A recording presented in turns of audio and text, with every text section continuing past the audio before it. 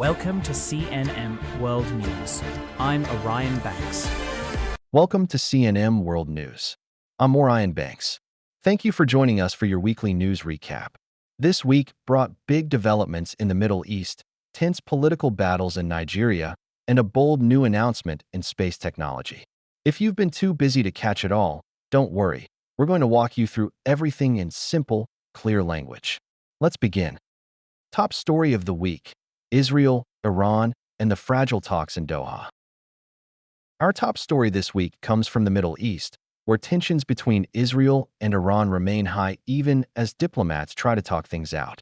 Israel's defense minister, Israel Katz, gave a strong warning this week. He said Israel's conflict with Iran is far from over, and that Israel is ready to resume fighting within just 2 days if it needs to. That's how serious the situation still is, even during this period of calm.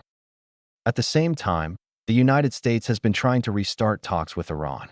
Two American negotiators, Steve Witkoff and Jared Kushner, traveled to Doha, the capital of Qatar, hoping to meet with Iranian officials.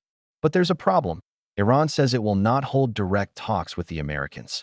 Instead, both sides are only speaking through go-betweens, mainly Qatar and Pakistan.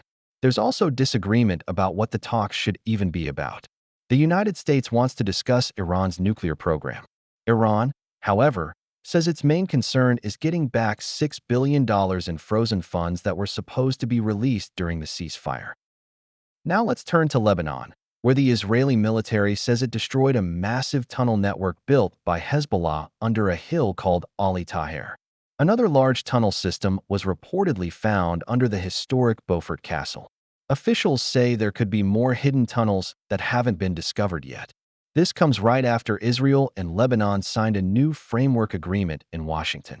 The goal of the agreement is to separate Lebanon from Iran's influence and reduce Hezbollah's power in the country. According to analysts following the story, it's actually the Lebanese government itself that wants this separation, wanting to make its own decisions instead of following Iran's lead. But Hezbollah is pushing back hard. The group has held protests against the deal, and members of Lebanon's parliament linked to Hezbollah say they will try to block it from passing.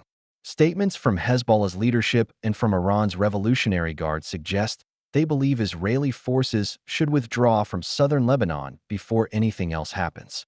For now, experts say this is mostly political posturing, and the situation on the ground has not changed much. Organization that tracks the safety of reporters around the world is now reviewing its own list of journalists killed in Gaza.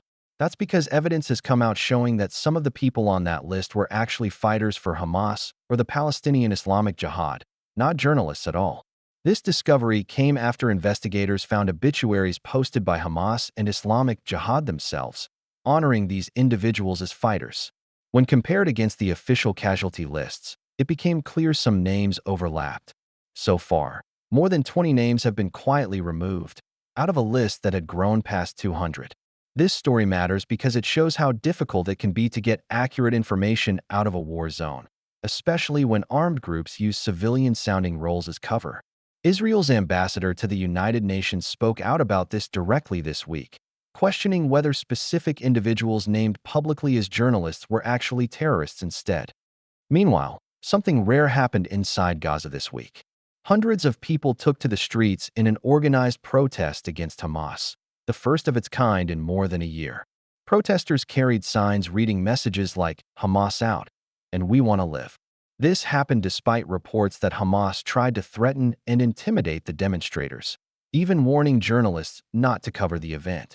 Under the current ceasefire agreement, Hamas was supposed to give up its weapons, but it has refused to do so and still controls parts of Gaza. These protests show that not everyone inside Gaza supports Hamas's continued rule, even though speaking out can be dangerous. Across the world, plans are also moving forward for what Gaza could look like after the war ends. A group called the Board of Peace, an idea first proposed by President Donald Trump, is preparing a humanitarian and rebuilding hub near the Kerem Shalom crossing. International forces, including officers from Morocco, have started arriving to help stabilize the region. However, officials say this plan cannot fully move forward until Hamas agrees to disarm and Israel approves the new government structure for Gaza. Here's a story that sounds like science fiction, but it's very real. Israel's Defense Minister Israel Katz revealed this week that Israel is developing space-based laser weapons, technology designed to strike targets from above the earth. Katz said no country currently has an operational system like this, and that being first would give Israel a major strategic advantage. This announcement builds on Israel's existing reputation as a leader in laser defense technology.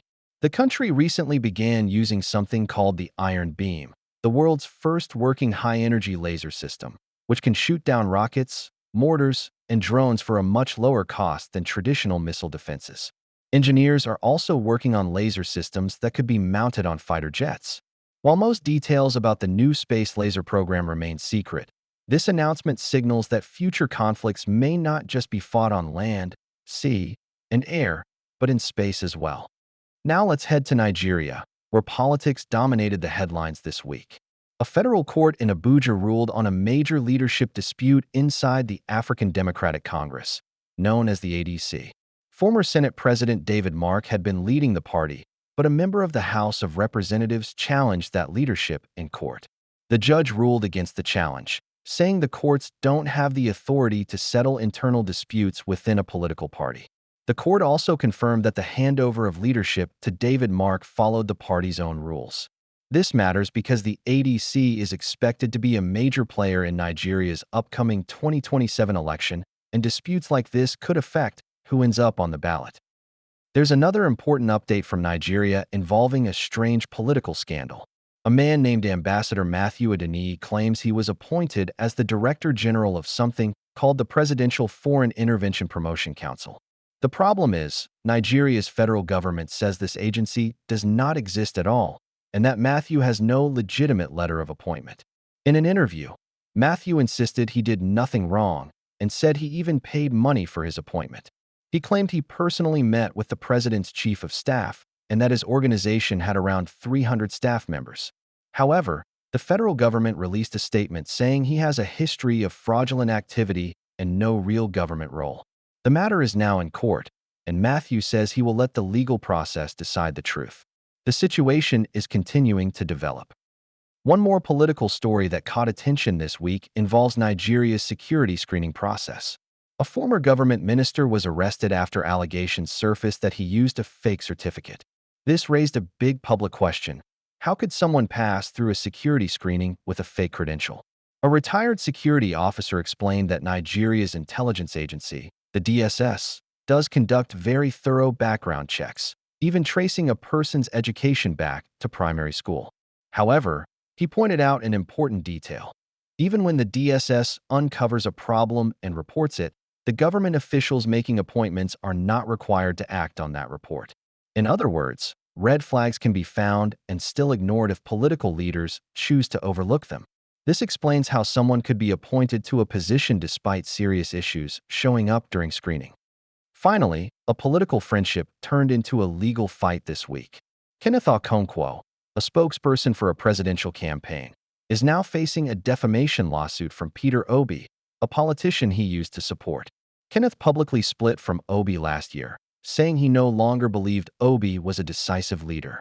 This week, he defended his earlier comments in a live interview, insisting he was simply repeating things that had already been said publicly by other political figures, and that he stands by everything he said.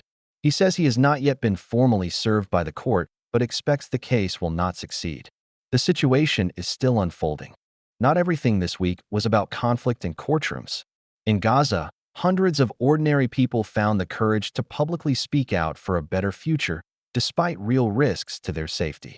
And in Lebanon, both governments involved say they want to move towards separation from outside influence and toward peace, even if the road there is bumpy.